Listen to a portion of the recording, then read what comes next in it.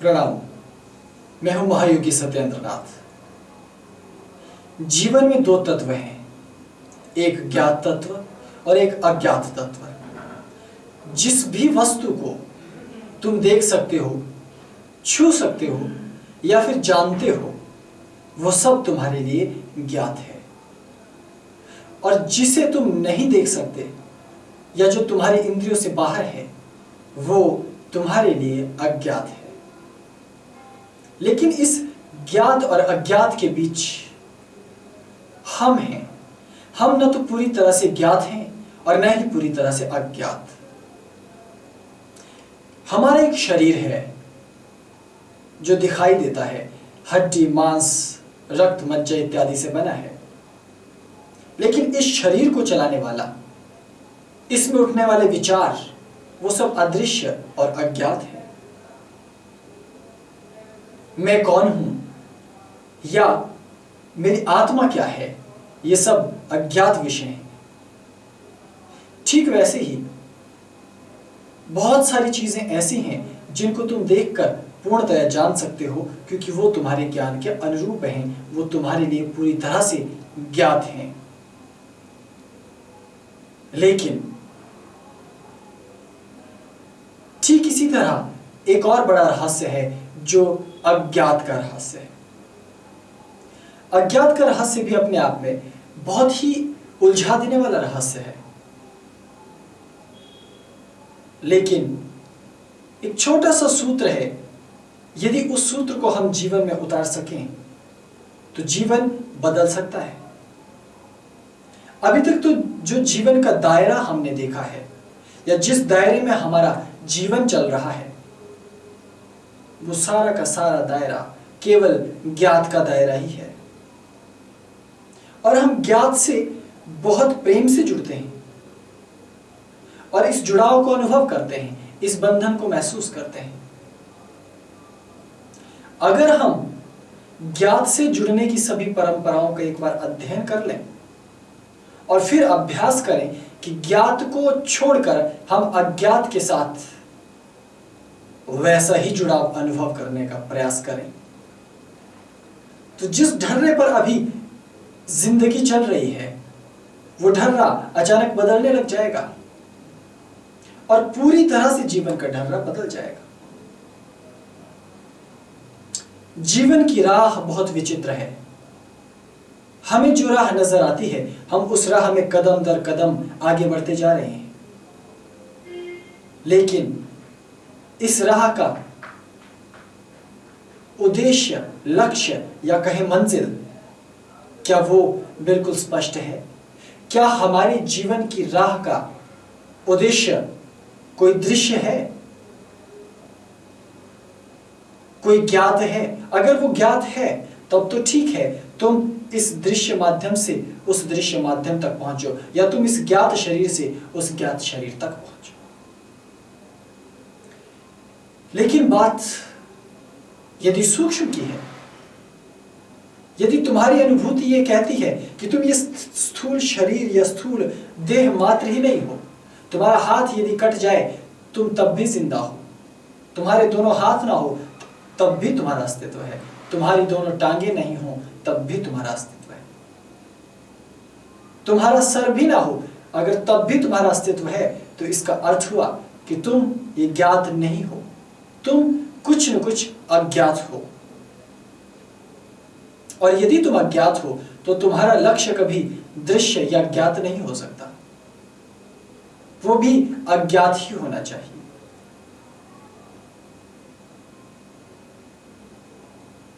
एक बार एक संत को संगीत का शौक उत्पन्न हुआ, तो सोचा कि मैं कुछ संगीत का अध्ययन कर लेता हूं। तो संगीत के लिए कोई ना कोई वाद्य यंत्र तो चाहिए था।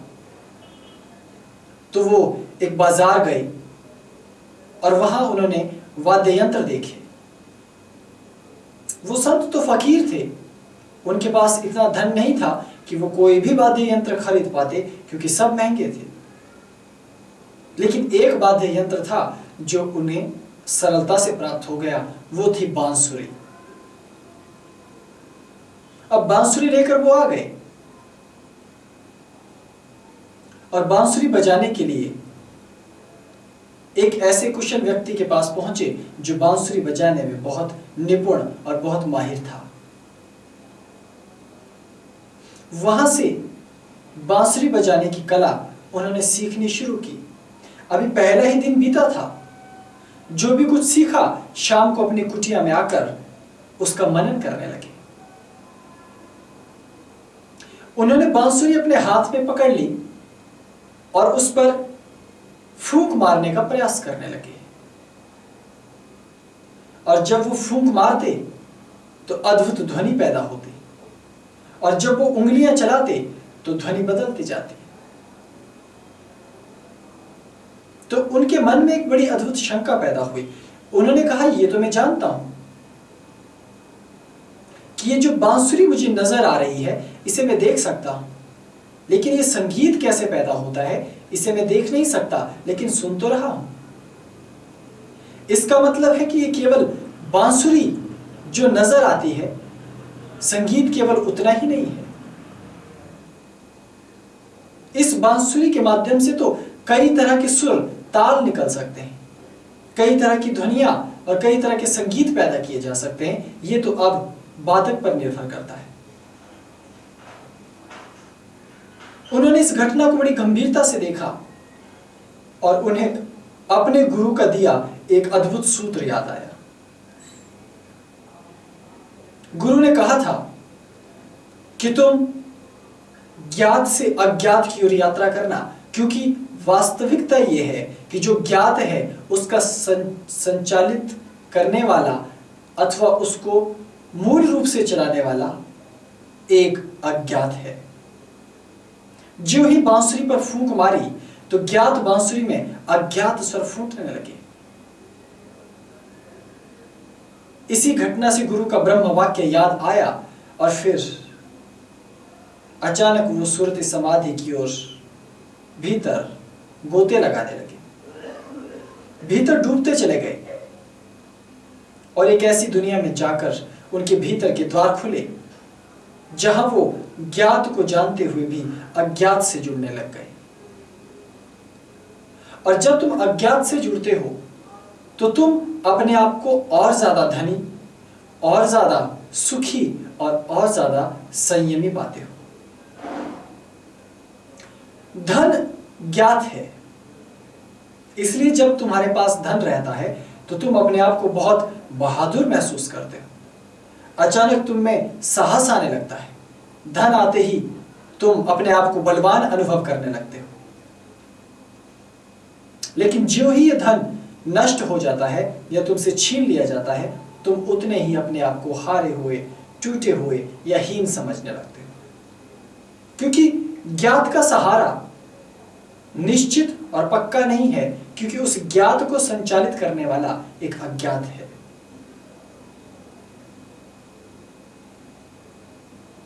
और यदि तुम स्थूल धन की अपेक्षा किसी अज्ञात धन उससे जुड़ जाओ, उसे जमा कर लो, उस अज्ञात पूंजी को, तो तुम्हारे जीवन में फिर अनोखा परिवर्तन होगा। अब तुम बिना धन के भी अपने आप को उतना ही बलवान, उतना ही समर्थवान और उतना ही सुखी पाओगे जितना तुम ज्ञात धन पर पा रहे थे। ज्ञात धन तो छिन जाएगा, लेकिन अज्ञात का ये धन, अज्ञात की ये निधि कभी तुमसे छीन नहीं सकता कोई। जब मनुष्य सुख के बेहद निकट होता है तो वो ज्ञात से दूर होता चला जाता है, और जब वो दुख के निकट होता है तो वो अज्ञात के निकट होता है। इसलिए जो विरह में जुड़े हुए लोग होते हैं वो अद्भुत रचनाएं करते हैं, क्योंकि वो अज्ञात से जुड़े हैं। क्योंकि विरह, वेदना ये ऐसी पीड़ा है जो वास्तव में इतनी अधिक महसूस होती है जितनी वो होती ही नहीं।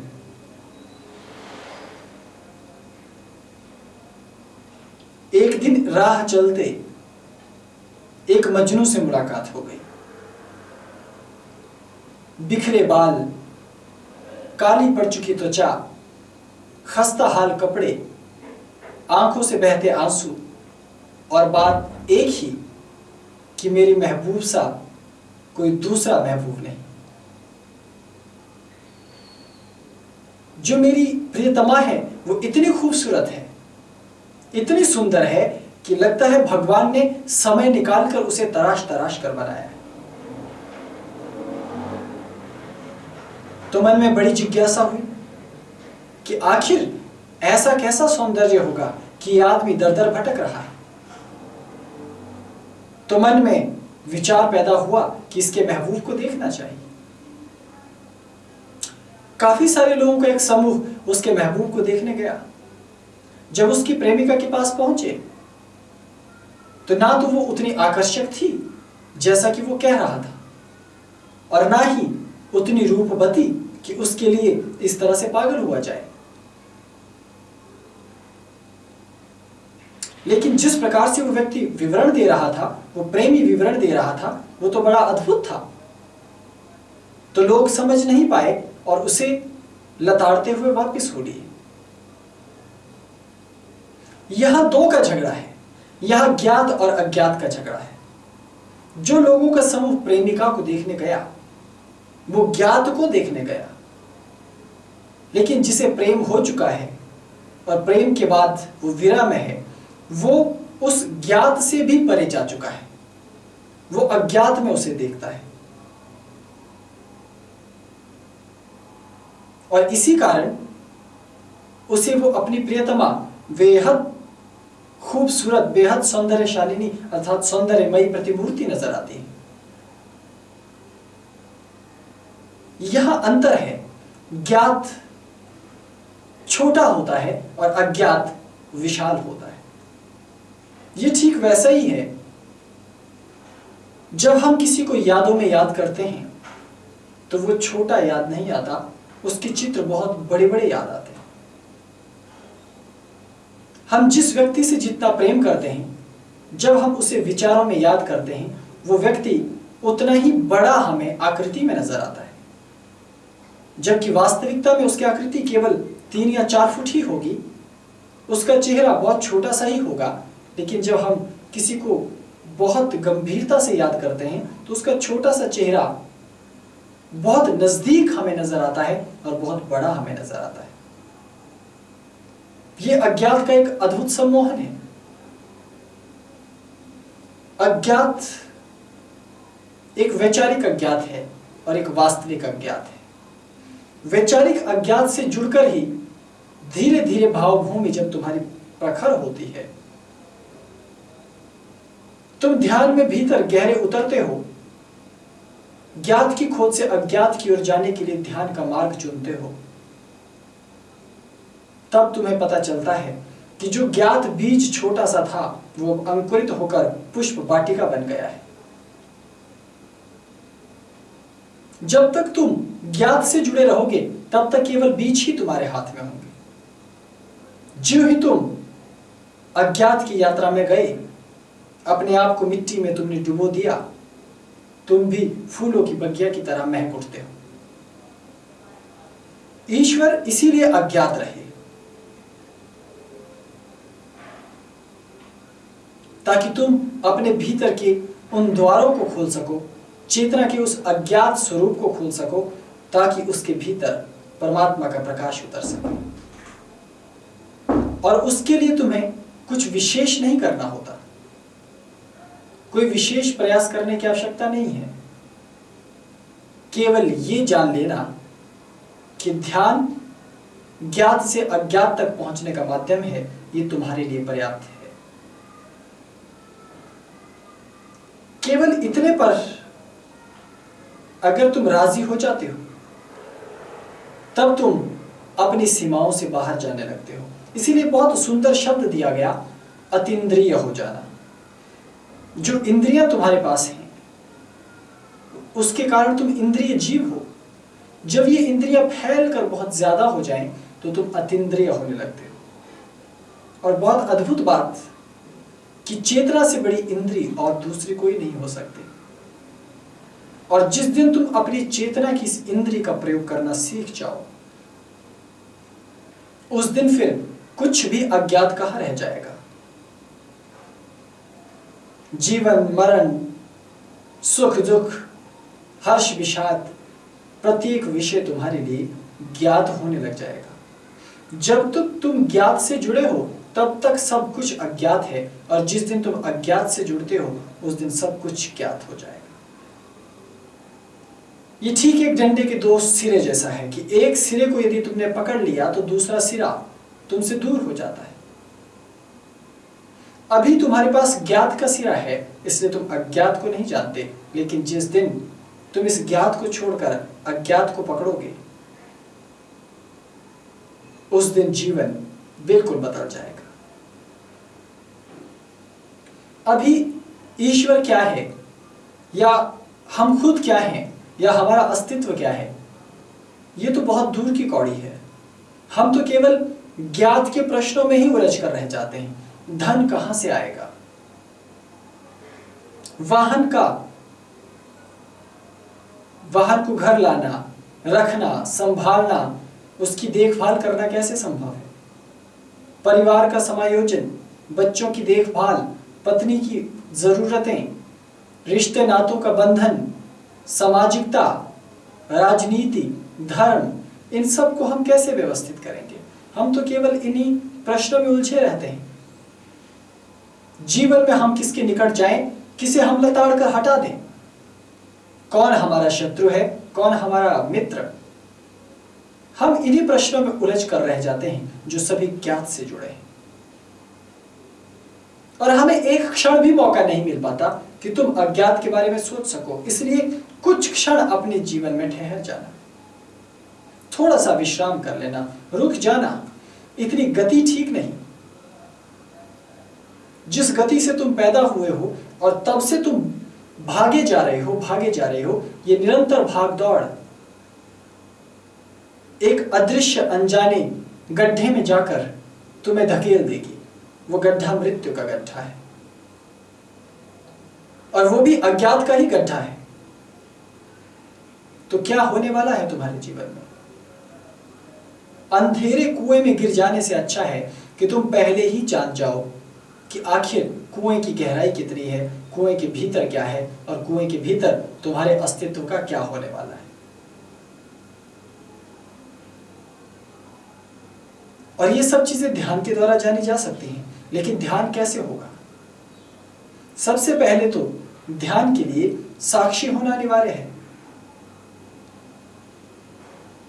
स्वयं को स्वयं देख लेना साक्षी भाव कहलाता है, लेकिन ये इतना सहज और सरल नहीं जितना कि शब्दों में कहा जाए। तुम्हारी एक टांग में यदि एक छोटा सा फोड़ा भी हो जाए तो तुम पीड़ा से कराह उठते हो, लेकिन जो योगी साक्षी हो चुके हैं, यदि वो ध्यान की गहराइयों में हैं, तो कोई आकर उनका पूरा बाजू काट कर एक ओर रख भी दे तो भी शायद उन्हें इस बात की चेतना न हो पाए कि आखिर हुआ क्या। तो उस व्यक्ति के जीवन में सुख और दुख ये ठीक वैसे ही हैं जैसे किसी बच्चे के साथ कोई खेल खेला जा रहा। हमारी शारीरिक चेतना और मानसिक चेतना अपने आप में ऐसी गुंथी हुई है कि आप दोनों को अलग नहीं कर सकते। वहां सूक्ष्म और स्थूल, ज्ञात और अज्ञात ऐसे मिलते हैं जैसे हमें क्षितिज नजर आता है। जब कोई नृत्यकार नाचता है तो वो स्वयं को नाचते हुए भीतर से स्वयं देखता भी है। वहां पर हम स्वयं के साक्षी होते हैं। हम ही नाचने वाले हैं और हम ही स्वयं को स्वयं देखने वाले हैं। यदि इसका थोड़ा अध्ययन और गहनता से किया जाए तो जीवन में बदलाव हो सकता है, लेकिन ये इतना सहज और सरल नहीं होता। गुरु ने उपदेश दे दिया अथवा कुछ देर इसका अभ्यास करने के लिए तुम अपने आप को साक्षी भाव में ले जा सकते हो। एक आसन बिछा दो, उस पर आलती पालती मारकर सुखासन की मुद्रा में बैठ जाओ, नेत्र मूंद लो और स्वयं सांस भीतर धीमी गति से खींचना और छोड़ना शुरू कर दो। और कुछ देर बाद ये कहो कि मैं अपने शरीर से बाहर निकलकर अपने शरीर को देख रहा हूं। केवल इतना ही। तुम इस क्रिया को बार बार दोहराओ। जब प्रतिदिन तुम इस अभ्यास को करने लग जाओगे तो कुछ दिन बाद तुम देखोगे कि तुम सचमुच अपने शरीर से बाहर हो और तुम अपने आप को खुद देखने लग गए हो। और बाद में अगर तुम निरंतर इस ध्यान की प्रक्रिया पर आगे बढ़ते जाओ तो कभी ऐसा समय भी आ जाता है कि तुम सड़क पर चल रहे हो, रास्ते से गुजर रहे हो और अचानक तुम अपने आप से खुद अलग हो गए और अपने आप को वहां से गुजरते हुए देख रहे हो। तुम काम भी कर रहे हो और अपने काम को खुद करते हुए भी देख रहे हो और बाद में निरंतर बोध में भी तुम ऐसे ही अपने आप को पाओगे। उस क्षण तुम्हारा अकेलापन समाप्त हो जाता है। उस क्षण तुम्हारी उदासी समाप्त हो जाती है, क्योंकि तुम खुद से संवाद करने लगते हो और ऐसा व्यक्ति आत्म संवादी भी हो जाता है। साक्षी भाव जीवन का एक अद्भुत चमत्कार है, लेकिन थोड़ा बचकर यदि तुम इसे गलत तरीके से कर बैठे तो ये एक मानसिक रोग भी बन सकता है।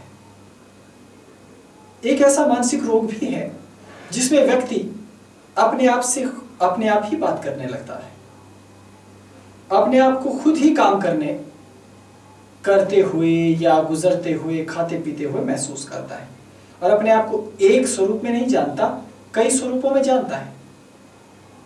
लेकिन यह भिन्नता है चेतना की भिन्नता। रोगी में और योगी में बहुत कम भेद होता है। कई बार जो हमें योगी नजर आ रहे हैं वो रोगी हो सकते हैं और जो बहुत लंबा योगी रह चुका है वो भी रोगियों जैसी हरकत करता है। और लेकिन जो बहुत लंबा रोगी हो गया है और उसे मृत्यु का बोध हो गया है तो मृत्यु के निकट जाकर कई बार अपनी चेतना को जागृत करता है और वो योगियों जैसा भी हो जाता है। जीवन विचित्र है। कौन सा दृश्य अदृश्य से जुड़ जाए इसका भान सरलता और सहजता से नहीं हो पाता, लेकिन इसका अभ्यास सतत और लंबा है। बहुत धीमी गति से निरंतर जुड़े रहना होता है, आज का दिन भी, कल का दिन भी, परसों का दिन भी।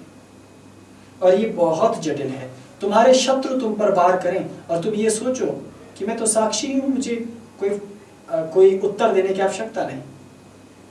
तुम्हारे जीवन में प्रसन्नता आए लेकिन तुम बहुत प्रसन्न नहीं हो, क्योंकि तुम्हें तो प्रसन्न होने का अवसर ही नहीं मिल पाएगा, क्योंकि तुम तो साक्षी हो। तो ऐसे में जीवन कैसे चलेगा, यह प्रश्न उठ सकता है। लेकिन तर्क ही प्रश्न उठाता है। जब अनुभूति पर जाते हैं तो वहां कुछ और ही घटना घटित होती है। यह अज्ञात का विषय है और अज्ञात में रुचि पैदा करना थोड़ा जटिल भी है, क्योंकि वो नजर नहीं आता, वो दिखाई नहीं देता, इसलिए मुसीबत ज्यादा है। धन से, पत्नी से, पुत्र से, प्रेमिका से, संपत्ति से, नाम से, ऐश्वर्य से प्रेम हो सकता है, क्योंकि सब दृश्य है। जिसे तुम जानते ही नहीं, जो अजन्मा है, उससे तुम प्रीत करने लग जाओ, ये थोड़ा जटिल और क्लिष्ट जान पड़ता है। मूर्ति पूजा इसलिए सरल है क्योंकि वो दृश्य है। अगर मूर्ति पूजा की जगह तुम्हें अदृश्य ब्रह्म की उपासना करने को कहा जाए तो बहुत जटिल जान पड़ेगा। इसीलिए तुम्हारी सहजता के लिए मूर्ति, आकृति और ये विज्ञान दिया गया। लेकिन तुम कई बार मूर्ति तक ही सीमित रह जाते हो। मूर्ति के पीछे जो भगवान स्वयं कहते हैं तत्वमसि, कि तत्व के रूप में मुझे जान, उसे तुम नहीं जान पाते। तो जीवन में धार्मिक होना, आध्यात्मिक होना या ईश्वर के पथ पर आगे बढ़ना, ये केवल तभी प्रारंभ होता है जब तुम स्थूल से परे सूक्ष्म की खोज करते हो, दृश्य से परे अदृश्य से जुड़ते हो, स्थूल से परे सूक्ष्म को अनुभव करने में जब तुम माहिर होने लग जाओ तो अध्यात्म आगे बढ़ता है। प्रेम भी सूक्ष्म की ही घटना है। जब तक तुम्हारा प्रेम पूर्णतः फलीभूत नहीं होता, वो सूक्ष्म पर नहीं जाता। वासना और प्रेम में थोड़ा ही अंतर है। वासना स्थूल है और प्रेम सूक्ष्म। इसलिए जीवन में अध्यात्म की कुंजी, अध्यात्म का सूत्र केवल यही है कि तुम अपने आप को अदृश्य से जोड़ो, तुम अपने आप को सूक्ष्म से जोड़ो। और यदि तुमने सूक्ष्म और अदृश्य के लिए अपनी इंद्रियों को खोल दिया तो तुम अतीन्द्रिय हो जाओगे। यदि तुमने अपने हृदय के कपाटों को उस अदृश्य के लिए खोल दिया तो सभी दृश्य तुम्हारे भीतर उतरने लगेंगे। उस दिन एक ऐसा अनूठा दृश्य तुम्हारे भीतर उतरेगा जो इस ब्रह्मांड का जनक है। एक ऐसा अनूठा दृश्य तुम्हारे भीतर उतरेगा जो अर्जुन ने कुरुक्षेत्र में नेत्र बंद कर युद्ध भूमि में अपने तृतीय नेत्र के माध्यम से देखा था। कुछ ऐसा तुम्हारे भीतर भी उतरेगा जो अमृत तुल्य होगा। कुछ ऐसा तुम्हारे भीतर अवश्य उतरेगा जो अपनी ओर तुम्हें बुलाने वाला है। कुछ ऐसा उतरेगा जो तुम्हारी जीवन की पूर्णता है। कुछ ऐसा उतरेगा जो वास्तव में ईश्वरीय है, आध्यात्मिक है, पूर्ण है, तेजस्वी और ओजस्वी है। केवल सूत्र यही कि स्थूल से तुम सूक्ष्म की ओर गति करो। अभी के लिए इतना ही। आप देखते रहिए न्यूज़ लाइव नाउ।